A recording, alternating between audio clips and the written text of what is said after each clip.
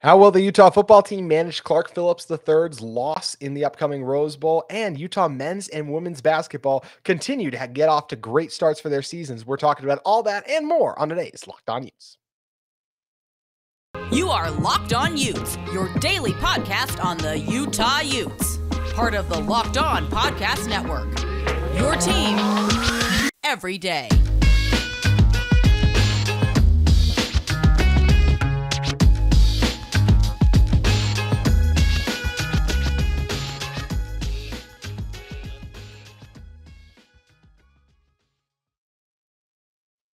Hello, everyone, and thank you for making Locked On Utes your first listen every single day. We greatly appreciate all of you who have subscribed to our YouTube channel. We're nearing 750 subscribers, so can't thank you guys enough for your support. Would love to interact with you guys in the YouTube comments as well as on social media. You guys can follow me at JT Wistrcill or head over to Locked On Utes at Locked On Utes on social media, and we would love to interact with you guys there as well. Today's episode is brought to you by Omaha Steaks. Omaha Steaks is a gift from the heart, a gift that will be remembered with every unforgettable bite. Order with complete confidence today, knowing that you're ordering the very best. Visit omahasteaks.com. Use promo code Locked On at checkout to get extra 30% off your order. On today's show, we're talking all things Clark Phillips, his surprise opt-out, and what it means for Utah's future. Also touching on Utah men's and women's basketball. And in order to help us do that, it's the editor of the Daily Utah Chronicle, Ethan Pearce, once again joining us here on the show. And Ethan, starting with Clark, I think everyone was surprised. We were just coming off the news that Dalton wasn't going to be able to play due to injury. So Utah fans were already like, oh, we're already down our top pass catcher. And now we're down our top corner too. So if you're Utah, it's a really tough play. But for this specific Rose Bowl matchup, they're not the only team down their top pass catcher and top corner too, as Parker Washington, the Penn State receiver, has opted out. And then if you look in the secondary, Joey Porter Jr., their top corner, he opted out. So kind of a weird matchup that both teams will be without their top players in this one. But first, just focusing on Clark. Look, Clark, best corner in the nation for my money, is a massive loss for this Utah team, even without Parker Washington playing, even without, Joey Porter playing in this game, as we talked about. But man, what Clark has meant to this Utah football team, it can't be overstated. He's one of the biggest reasons they've been able to repeat his back-to-back Rose Bowl, Pac-12 champion, They'll hope to get a first Rose Bowl championship without him, and that wouldn't be in this position without the contributions he's made. He's been lights out. Games like the Oregon State game, we won't soon forget what he's able to do, dominating like that. He had the game-changing pick against Oregon that unfortunately the offense wasn't able to do anything with, but Clark is just a gamer, and Utah is really going to miss him in this Rose Bowl matchup. Absolutely. Clark Phillips is going to the NFL as a likely first-round draft pick at the latest, top of the second round. That dude's going to make himself a lot of money, so not necessarily surprising to see him opt out, protect his body, take care of his family, but that's certainly going to hurt Utah in this game. The situation in the secondary is not quite as dire this time around as it was last year. They're not going to ask Mekhi Bernard to step in and play corner again, but they have some more healthy bodies there, but it certainly does hurt them. It really does hurt him, and I think first we'll talk about the matchup a little more in a second. But when talking about Clark's legacy at Utah, I think he's, as mentioned, one of the best corners to ever come through here. Just a dominant guy you can rely on when it comes to slowing down some of the conference's top receivers on the outside. Jackson Smith-Njigba was unbelievable last year, but Clark still won reps against him too. He was kind of the lone bright spot in that matchup. You mentioned the cornerback situation not being as dire this year. There's going to be no Mekhi Bernard out there running around in the secondary this time around. I did see someone on Twitter make a joke about that, so shout out to them. But I feel like this Utah team is in a better position. But just looking back at what Clark's done over the 3 years, I always got a respect for someone who says, hey, I'm going to come in here, I'm going to go to school for 3 years, then I'm off to the league. That's exactly what he did. So all credit to him. And man, was he dominant too. He was great. Clark Phillips followed the 3-year plan to a T. Definitely one of the greatest cornerbacks, one of the greatest players to ever put on a Utah uniform. So we all wish him the best in the NFL, and go get your paper, man. Yes. There's going to be a lot of it. I mean, late first, early second for sure. I think he'll definitely be gone the first 50 picks. A lot of people saying first 40. Be something fun to monitor and watch as that comes around. And all the credit in the world to Clark for making this decision for him too, because it's a great opportunity to set himself up for future NFL success. And you never know what other factors are going on behind the scenes contributing to these kind of decisions. But focusing back on the Rose Bowl. So if you're Utah, still got two really good corners. This is Amaya Vaughn and JT Broughton. There's a reason this was the top ranked defense in the Pac-12 this past season. And the front seven took a while to really get going. Most of that was the secondary on the season and the work they did. We know you also have a strong safety tandem in Cole Bishop and RJ Hubert. I expect Sione Vaki to come in and kind of do a lot of coverage stuff like he did in this previous game, working a little bit in the slot, some on the outside a couple times, I believe, too. So I think Sione Vaki is one of the guys they'll trust to kind of try and replace him in there, too. Wouldn't be surprised to see RJ have to step down and cover in a little bit more because we know how Utah feels about guys like Clayton Isabel, more so in the, I like the safety depth on this team a little bit better in the corner, especially with a guy like Malone Matalele transferring out of Utah. So I think replacing Clark is tough in this one, but not a dire task when you do have a strong secondary and you're not going against Jackson Smith and Jigba. Yeah, Utah's got a lot of depth in the secondary this time, especially as compared to last year. They've got a lot more healthy bodies. You know, they were just so banged up at corner last season, heading down the stretch of the year. But this year they've got their more depth. You know, they've got JT Broughton healthy. Zamaya Vaughn's had a really good season. So I think that they're going to be just fine. You know, obviously this does hurt them, but they'll be able to manage. Yeah, it definitely feels that they will be able to be fine without him, just in terms of being able to, it won't be a disaster of record number of yards given up in a Rose Bowl this time around. I think one thing Utah fans are also fired up about, Ethan, as it relates to this Utah football team, is just the success recruiting that they're having currently right now. I mean, you get another 4-star. So Spencer Fano, you get Logan Fano, his brother, who's a former 4-star too, didn't play last year just because of injury. You could get guys like Hunter Clegg to flip and come over. You get Smith Snowden in here too. Caleb Lomu a couple weeks ago back to, and I'm sure I'm forgetting a few other names off the top of my head too. It's just so much success for this Utah football team in recruiting right now. And it's just great to see the direction this program is headed in, because it's back-to-back Rose Bowl champs. You're like back-to-back Pac-12 champs, the second time I made a mistake. Now trying to speak it into existence basically on this one. But it's such a good position for this Utah team to be in, because they've been so successful without landing those top recruits. So now you're getting that kind of talent. You only can be fired up about the future. Yeah, they've got the recruiting train rolling, and I saw somebody make the joke today that it feels like Utah has really arrived in the college football world, because they're getting guys opting out early to head to the NFL. They're getting these top recruits ahead of signing day. Like this team has really got the program churning, and you know, they feel like a top brand right now. It really does feel like a top brand, and it's good too, because you're replacing guys like Braden Daniels is going to play in the Rose Bowl. We know that. You're losing him. You get Caleb Lomu. You get Spencer Fano. On the defensive side of the ball, you're losing Clark Phillips. You get Smith Snowden too. And I think the thing that also has me so excited about this recruiting success is it's all the best players in state. There are Utah is not one of, it's not Texas, it's not California, it's not Georgia, it's not some of those other places, Florida too, but it is a really underrated place for high school football talent. There's a lot of good players in the state, and it was a shame in the past that a lot of these guys have been leaving. So I think now that Utah is not just getting them to stay in state, but getting them to come home too is a huge step for the future too, because then you get these kind of high school programs that are familiar with the Utes too, and the success that they bring into. It's just only good, I think, when you recruit top in-state talent like this Utah football team is doing right now. Yeah, absolutely. A lot of people had thought Smith Snowden would maybe be a BYU commit, especially given what he chose to announce it on the radio show. But he ends up coming to Utah. And, you know, a couple of these other guys were on the radar for other in-state schools. But a lot of them have chosen Utah this time around, which is really good to see. Utah football program is in a great spot, and it's going to be fun to watch all these guys sign on signing day. That's December 19th or 20th. I'm getting my days backwards. Either way, it's this coming Monday. That's all you need to know. And we'll be talking a lot more recruiting on Locked On Utes. But we're about to talk about some Utah basketball, especially the Utah women's basketball team, because, man, 13th ranked right now, just beat BYU. They are red hot. We're going to touch on them in a second. But you know what else is red hot? This offer from Omaha Steaks. Guys, Omaha Steaks has everything you need to give a gift that's simply perfect. Send an assortment of mouth-watering favorites like the delicious Butcher's Cut Filet Mignon, on-air chilled boneless chicken, ultra juicy burgers, and even easy to prepare comfort meals that are ready and fresh. Omaha Steaks have put together a delicious selection of various gift packages to make shopping shopping for the ones you love easy. Go to omahasteaks.com and take advantage of this 50% off site-wide. Plus, use promo code Locked On. That's all caps Locked On at checkout to get an additional 40% off your order. Once again, go to omahasteaks.com and use promo code Locked On at the checkout. Visit omahasteaks.com, take advantage of 50% off site-wide, plus use promo code Locked On at checkout to get an extra 40% off your order. Make sure you guys head over to Omaha Steaks and get in on some great deals for some great flavored meats too. So, Ethan, coming back into this one, the Utah women's basketball team has, simply put, been incredible recently. The job they've been doing by Coach Lynn Roberts and her squad, it's been incredible, and they got rewarded for it. The 13th ranked team, they're now 8-0. You know, just running through their season quick. You know, you look at wins against Idaho, Utah Valley, Southeastern Louisiana. It's like, yeah, you're supposed to win those games. But then 16th ranked Oklahoma comes to town and you beat them 124-78. Then you go over, you play on the road in neutral site games against Alabama and Ole Miss at tournaments, and you win both of those too against two good SEC programs. Beat Mississippi Valley State, of course, and then the big one, winning at BYU and doing it in dominant fashion, 76-59. This BYU team has had Utah's numbers in the past, and they have a new coach there going through a little bit of a rebuild, new cycle there, but still great to see the Lady Utes get it done, and they have been dominant this season. It's a lot of fun to watch the work that they've been putting on the floor because they have been electric.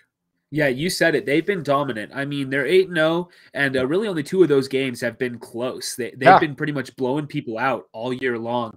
Those 2 at the neutral sites, Alabama and Ole Miss, those are close games, but Utah pulled both of them off. And, they're taking care of business against teams that they should beat. Got a real, a tough test coming up against Colorado, their first conference game coming up in a couple of days here, but they should be able to handle that one. They've got them at home. Nice to ease into conference play. So, really good start to the season for Utah here.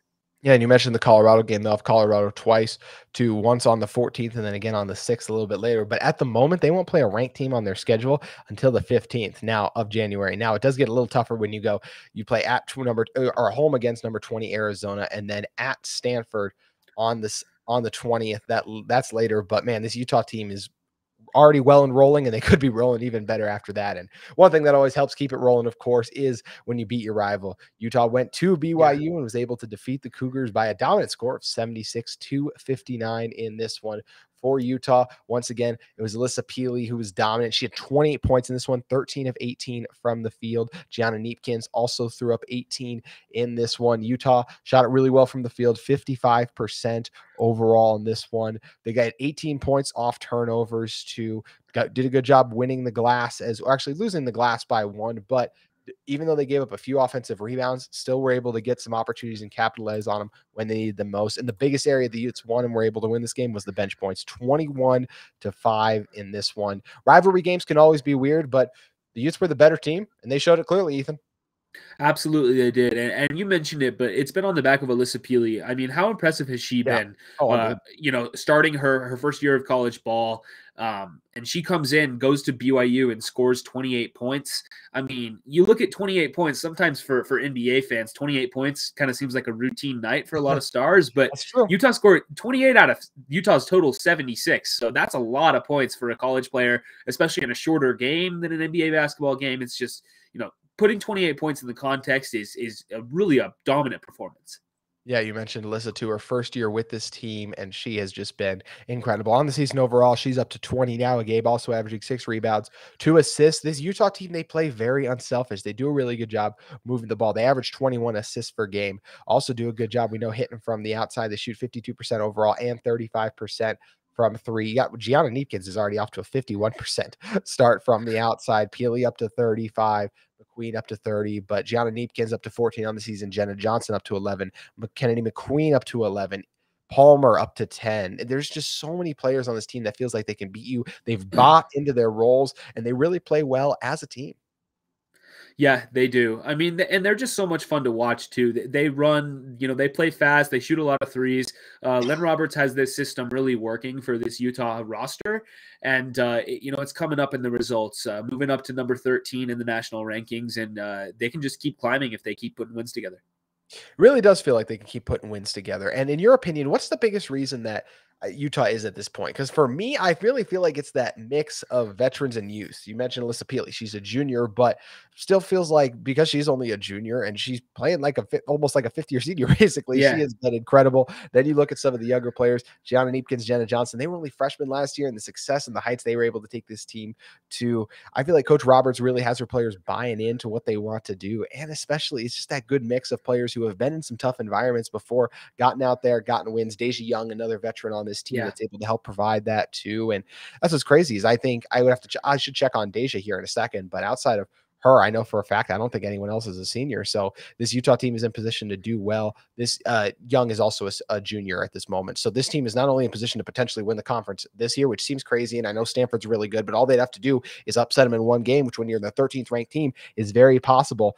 This Utah women's basketball team is a legit contender for the conference crown. And I don't think that's something we were ready quite to say at the start of the season, but based on the start, something I feel very comfortable saying right now. Yeah, they've really been putting it together over the past couple of years. It feels like this season is building off the momentum that they had after, making that deep run into the Pac-12 tournament last season, and they've really started to be on an upswing over the past 3, 4, 5 seasons. Just getting the recruiting that they have, finding the diamonds in the rough, getting these freshmen that have come in and have been able to make an impact immediately, and a player like P. Lee who's been able to come in and make an impact immediately in her first season with the team. It's just these players that Utah's been able to find, and they're buying into the system, like you mentioned. They're trusting Coach Lynn Roberts. She's done a really great job over the past couple of years building this program out and getting them ready to play in some really high-stakes games, and it's all paying off this season. It really is all paying off. And now just looking at Utah sports in general, because we're going to talk about the men's program in a second, but you look at Utah football, obviously on the up, back-to-back Rose Bowl appearances. Utah men's basketball, I mean, we're going to talk about them as I mentioned, but still, they're off to having some success. The win against Arizona was monumental. It was one of those things that feels like a program changer. And then even Utah women's basketball, their unbelievable start to the season, up to the 13th ranked team now. And we know what Utah gymnastics is. Obviously, they're a 4th ranked team in, I believe, actually 3rd ranked team, 4th ranked, 3rd ranked, depends on the ranking you look at. But either way, all of Utah's main athletic sports, it feels like, as well as we know some of those other ones too. Volleyball a little down this year, but they've been strong in the past. Utah baseball showed some signs of what could be. Feels like all of Utah's athletics are on the rise, which with the crazy world of college athletics totally changing, feels like a good time to be playing really good in all sports. Yeah, definitely. I mean, they have just been dominant in really every sport, for the past couple of years. I mean, and with the Pac-12 landscape kind of changing in the near future, it really feels like Utah has put their stamp on the conference and said, hey, we are one of the best brands in this entire conference. We have one of the best, athletic departments as a whole. And the results speak for themselves at this point. They really have had a good couple of years. It's incredible. And part of that success is the Utah men's basketball program. We're going to come back in a second and talk about them. But first, I want to talk to you guys about our friends at BetOnline. BetOnline is your #1 source for sports betting info, stats, news, and analysis this season. Get the latest odds and trends for every professional and amateur league out there, from pro football, college bowl season starting to get underway here very soon, college basketball, as well as NBA basketball, and of course, the World Cup. We've got it all at betonline.net. Lift your love for sports podcasts. You can even find those at BetOnline as well. We're always the fastest and easiest way to get in on your betting fix. Guys, BetOnline is super easy to download and set up, so make sure you guys head over today to their website or use your mobile device to learn more. BetOnline, where the game starts. Also want to talk to you guys about our friends at UCCU. Guys, UCCU is here with an incredible offer to help you guys with a great opportunity with a savings certificate that is here to help make it a lot more convenient and easier for you guys for you to earn more on your savings. They're offering a 15-month savings certificate with an incredibly high APY of 4.00%. Plus, you could jump up to an even higher rate of return anytime during the life of your certificate. We know interest rates are on the rise as well as inflation, but once again, this limited time offer of a 15-month savings certificate with an incredibly high APY of 4.00% gives you guys a great opportunity to help you guys out in these difficult times. So make sure you guys open a UCCU savings certificate today. It's super easy. You can do it online, over the phone, or just stop by any UCCU branch. But remember, this is a limited offer, so make sure you guys head over quickly and cash in on it. They have a variety of terms and options to match your specific needs. Visit UCCU.com to learn more and get a savings certificate today. Once again, limited time offer, 15-month savings certificate with that incredibly high APY of 4.00%. UCCU, love where you bank.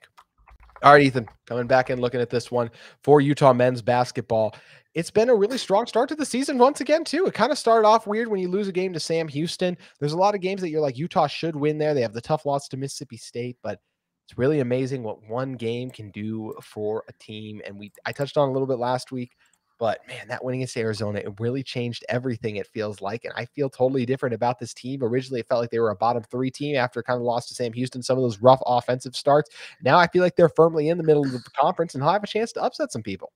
Yeah, definitely. I mean, like you mentioned, that it's hard to overstate just what one win can do for a Yeah. program, but just getting that victory over number 4 Arizona, and it was kind of in dominating fashion. You know, the Wildcats made a couple of pushes near the end of the game, but Utah was in control for the majority of the night, and they really pulled off a massive upset there, and that's given them a ton of momentum.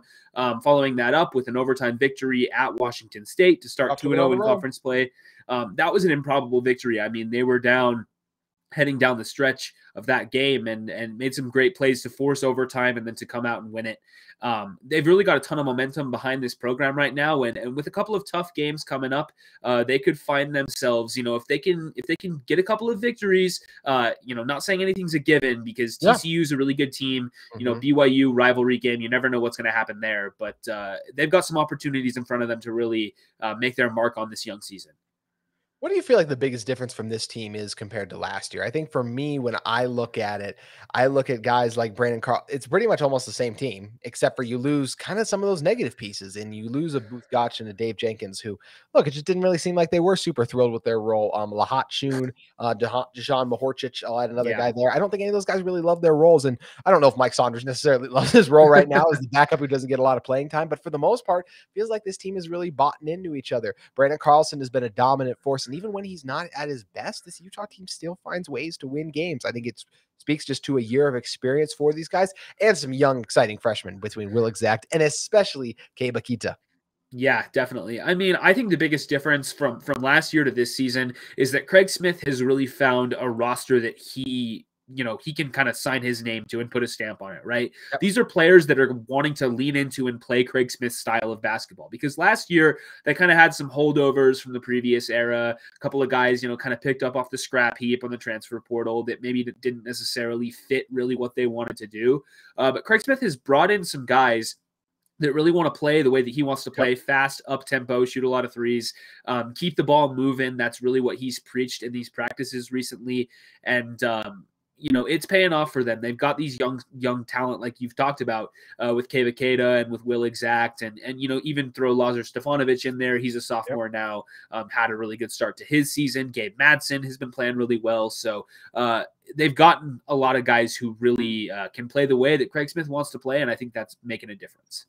Really does feel like it's making a difference. And we mentioned you got a big game for BYU coming up for the Utes this coming Saturday. Play UTSA. By the time you guys are hearing this podcast, Utah will have beaten UTSA. If that ends up going badly, I'm more than okay being in a You just jinx negative it, place. man. Yeah, Never jump the gun. if I do, then yeah, I don't even know what I would have to do then if I'd have to go back and edit it out of this Yeah. episode. Well, But they're favored by 23, so it's a pretty safe bet. yeah, so I'm feeling We'll okay see what about happens. that one. But speaking of blowout games, that's what the Utes just had against Jacksonville State. What can you learn when your team wins by 40? Well, not a lot, but I will say there was one thing that left me at least really encouraged in this one. That was the performance of Lazar Stefanovic. He had 20 points in this one, new high for him, 7 for 15, 6 of 8 from the outside too. Also had 3 assists, getting the other guys involved. Stefanovic is a guy who's coming off the bench, and at any point in the season, if this Utah team suffered any injuries in their starting lineup, I feel confidence in a guy like Stefanovic to step in. He's a guy too I think is going to close some games this season. He had a really good stretch in kind of the middle of the season. I want to say it was that kind of January area where he had like a 2-week stretch where it was like, man, this guy looks like the future of Utah basketball, and then he really cooled off. And I don't think he's necessarily the future of Utah basketball, but I think he's going to be a really good player for this team for a couple years to come, considering he's only a true sophomore.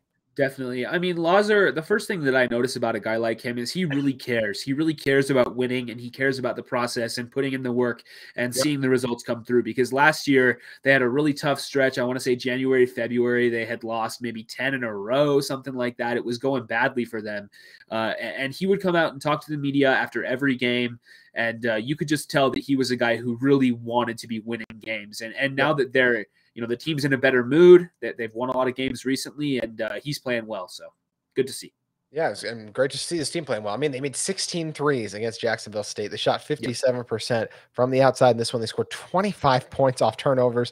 They out-rebounded them 42-28 in this one. Second chance points in the Utes' favor. And because of Stefanovic's 20, they heavily won the bench points, 43-19, 38-18. Look, Jacksonville State, they're not very good. But what are you supposed to do when you play not very good teams? You're supposed to dominate them. That's exactly what Utah basketball did. And I think they're climbing the KenPom rankings. I think I saw something. They received some votes for some other stuff too. Yeah, So kind of working their way up there, getting some opportunities there. I'm not ready to say this is one of the 25 best teams yet, but they definitely feel like they're one of the, I don't know, maybe one of the 40 best right now in college basketball, Yeah, which definitely. I didn't even know if we were going to be saying that this year, Ethan.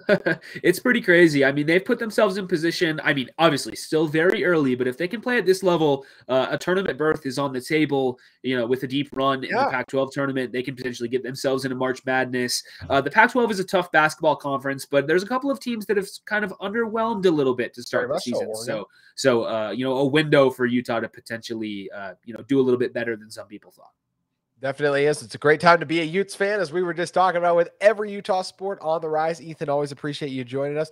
You guys can follow Ethan at @E_Pearce on social media. Also, make sure you guys check out his great work at the Daily Utah Chronicle. And I'm sure you'll guys see him around in a couple of Utah basketball games coming up. So make sure you guys head over to and read his page. Ethan, any other things you have fun coming up?